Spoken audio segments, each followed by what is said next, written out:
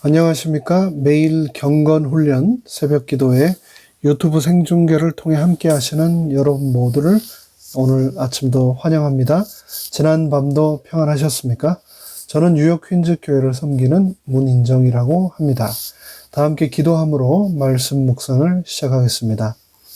하늘에 계신 저희들의 아버지 하나님, 이번 한 주의 정점인 수요일 아침이 또 밝아옵니다. 오늘 하루 시작하는 순간을 아버지 하나님 앞에 온전히 저희가 무릎 꿇고 간절히 간구하오니 오늘 하루에 우리의 삶을 온전히 주장하여 주시고 이 시간 세상의 모든 근심과 걱정, 계획을 내려놓고 성령님을 통하여서 우리에게 주시는 아버지 하나님의 음성에만 집중하고 몰입하는 우리 모두가 되도록 축복하시고 은혜 베푸시기를 예수님의 이름으로 간절히 기도합니다. 아멘. 오늘 2022년 2월 9일 수요일의 제목은 더 좋은 것들입니다. 여러분은 사랑하는 배우자나 혹은 부모님 또는 자녀 혹은 친구나 또 교우, 직장 동료들에게 싫은 소리 또 하기 부담스러운 말, 그렇지만 내 생각에 꼭 필요하다라고 생각되는 그런 말들을 잘 하십니까? 요즘 아이들이 흔히 쓰는 신조어, 비어 중에 꼰대라고 하는 단어가 있습니다.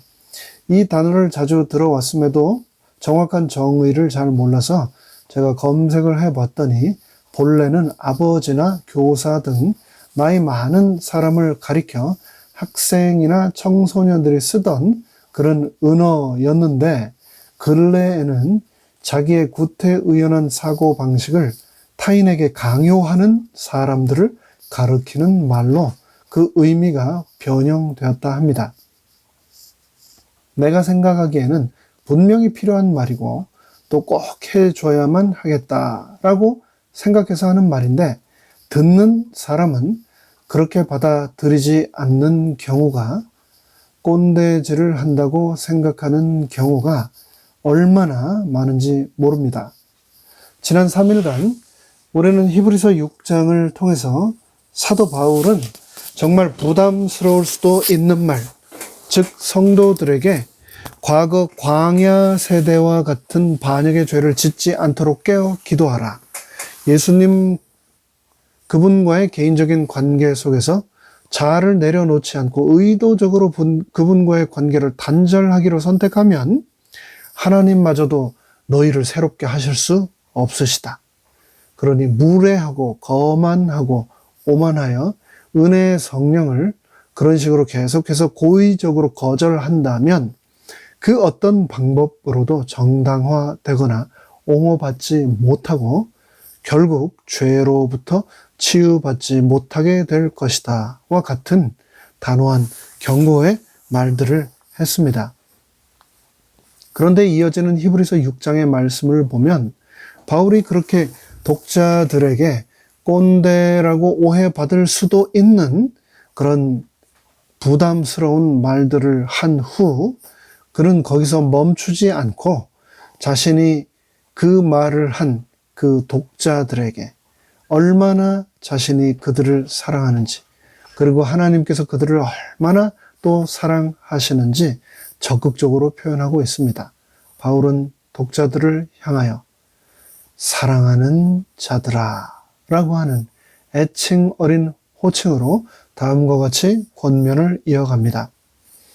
사랑하는 자들아, 우리가 이같이 말하나 너희에게는 이보다 나은 것과 구원에 가까운 것을 확신하노라. 하나님이 불의치 아니하사 너희 행위와 그의 이름을 위하여 나타낸 사랑으로 이미 성도를 섬긴 것과 이제도 섬기는 것을 잊어버리지 아니하시느니라. 우리가 간절히 원하는 것은 너희 각 사람이 동일한 부지런을 나타내어 끝까지 소망의 풍성함에 이르러 게으르지 아니하고 믿음과 오래 참음으로 말미암아 약속들을 기업으로 받는 자들을 본받는 자 되게 하려는 것이니라. 이 본문을 좀 더 이해하기 쉽게 어제와 같이 현대인의 번역 성경으로 제가 다시 한번 히브리서 6장 9절로 12절의 말씀을 읽어 드리겠습니다. 사랑하는 여러분, 우리가 말은 이렇게 하지만 여러분에게는 구원과 관련된 보다 나은 축복이 있음을 우리는 확신합니다. 하나님은 공정하셔서 여러분이 이미 성도를 도왔고 지금도 계속 도우면서 보여준 여러분의 행위와 사랑을 결코 잊지 않으십니다. 우리는 여러분이 이와 같은 열심으로 희망에 대한 확신을 끝까지 간직하기를 바랍니다. 그러므로 게으르지 말고 믿음과 인내로 약속된 것을 받는 사람들을 본받으십시오. 바울은 독자들이 자신의 경고를 잘 받아들여 그에 합당한 열매를 맺을 것이라고 믿는다면서 그들을 독려합니다. 바울은 그들이 하나님으로부터 더 좋은 것, 즉 히브리서 6장 9절에서 말하는 구원이라고 하는 복을 받게 되기를 진심으로 바라며 확신하고 있습니다. 남들에게 꼭 필요한 말을 해주고도 해준만도 못하게 욕만 얻어먹고 엄청나게 미움을 받는 사람들이 있는가 하면 남들에게 부담되는 말, 싫은 소리를 하면서도 여전히 사랑받는 사람들도 있습니다. 여러분은 그 차이를 아십니까? 이 엄청난 다른 결과를 가져오는 데에는 아주 중요한 한 가지 차이점이 있습니다. 리더십에서는 리더들을 크게 두 가지 형태로 분류하곤 합니다. 첫 번째 리더는 업적 중심의 리더, 그리고 두 번째 리더는 관계 중심의 리더, 사람 중심의 리더인데요. 업적 중심의 리더는 우리가 느끼는 감정, 구성원들과의 공감대, 그리고 또 일에 진행되는 절차는 완전히 무시하고 무조건 최종적인 결과에만 집중하여 어떻게 해서든 본인이 원하는 결과를 얻어내는 데만 몰입하는 사람들입니다. 그런 사람들을 우리는 때로는 능력이 있다, 추진력이 있다, 카리스마가 있다라며 부추기는 경우도 있습니다. 대표적인 사람을 꼽으라면 저는 중국 역사상 최초로 통일을 달성한 진시 황제를 꼽고 싶습니다. 달나라에서도 보이는 몇 안 되는 인간이 구축한 구조물로 꼽히는 만리장성도 진시황이 쌓은 성이며 오늘날 전 세계적으로 사용되는 중국의 이름 차이나라는 나라의 이름도 친에서 온 말인 것을 보면 그는 정말 워커홀릭이며 능력, 추진력, 또 카리스마가 넘치는 사람이었음에 틀림없습니다. 그러나 그에게는 백성보다도 자신의 업적이 소중했고 그래서 자신이 원하는 일들을 하기 위해서 엄청나게 많은 세금을 거두어 들이고 수많은 사람들을 노역과 전쟁에 동원하여 국가 재정을 부도 상태로까지 수도 없이 이끌고 갔었습니다.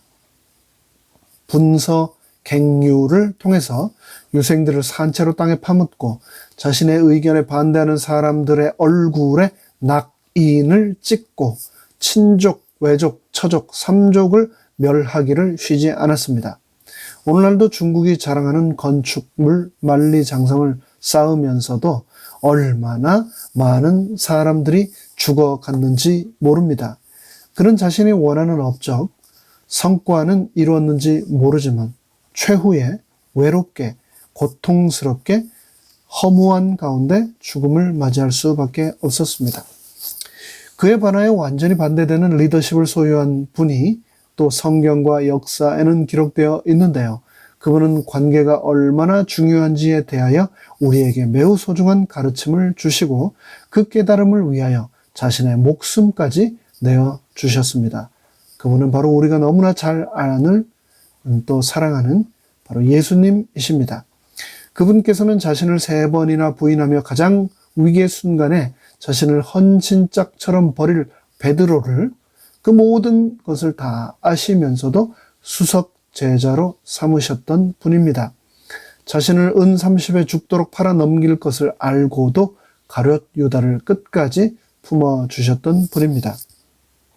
그분께서는 끝까지 믿어준다는 것이 무엇인지, 끝까지 사랑한다는 것이 무엇인지 온몸으로 우리에게 보여준 분입니다.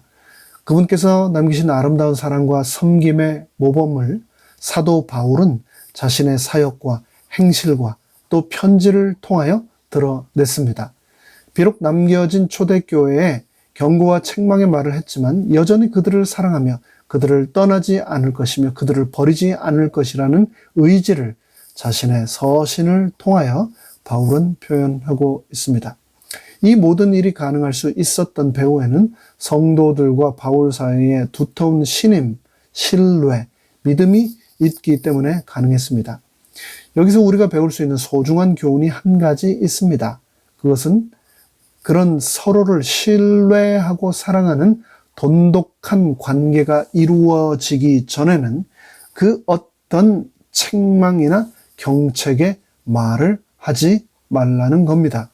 내가 하는 사랑의 잔소리는 어김없이 그들에게는 비난의 말, 모욕에 지나지 않을 것이기 때문입니다. 아무리 소중한 권면의 말일지라도 그에 앞서서 상대를 진심으로 사랑하지 않으면 그 모든 것이 소용없다라는 것을 기억합시다. 예수님께서 마태복음에서 하신 너의 이웃을 너의 몸과 같이 사랑하라 하신 말씀을 내 입술의 모든 말 앞에 실천하는 우리 모두가 되기를 바랍니다. 그렇게 한다면 하나님으로부터 구원이라고 하는 축복을 우리 모두 받게 될 것입니다. 특별히 오늘 교과는 히브리서 6장을 통해서 믿는 자들의 삶 가운데 참된 소망이 어떻게 드러나야 하는가에 대하여 말씀하고 있습니다. 믿는 자들의 삶 가운데 참된 소망은 믿음에 대한 지적인 학습으로서가 아니라 사랑의 행실, 행동, 행위로 드러나는 믿음을 통해 나타난다라고 말하고 있습니다. 특별히 교과 저자가 100페이지 중반부에 한 다음의 말은 제 가슴속에 오랫동안 울림으로 남아 있습니다. 특정한 때 등장하는 특정한 행동은 그 행동을 한 사람의 참된 품성을 드러내지 않는다. 하나님을 향한 사랑의 가장 확실한 증거는 종교적인 행동이 아니라 동료 인간들, 특히 소외된 자들을 향한 사랑의 행동이다 라고 교과는 말하고 있습니다. 바울이 한 말, 선을 행하기를 잊지 말라고 한 권면의 말을 다시 한번 강조하고 있습니다. 이 말씀을 마음속에 묵상하면서 그것을 실천할 수 있는 새 힘을 달라고 기도하며 예수님과 오늘 하루도 동행하는 하루 되시기를 간절히 바라며 말씀 묵상의 시간을 가름하겠습니다. 다 함께 기도하시겠습니다. 하늘에 계신 저희들의 아버지 하나님, 오직 선을 행함과 서로 나누어 주기를 잊지 말라고 하신 그 사랑의 당부를 오늘 하루도 기억하면서 선을 행하기를, 사랑의 행동을 주저함 없이 열심히 행하기를 최선을 다하는 저희 모두가 되도록 은혜 베풀어 주시옵소서. 예수 그리스도의 이름으로 간절히 기도드리옵나이다. 아멘.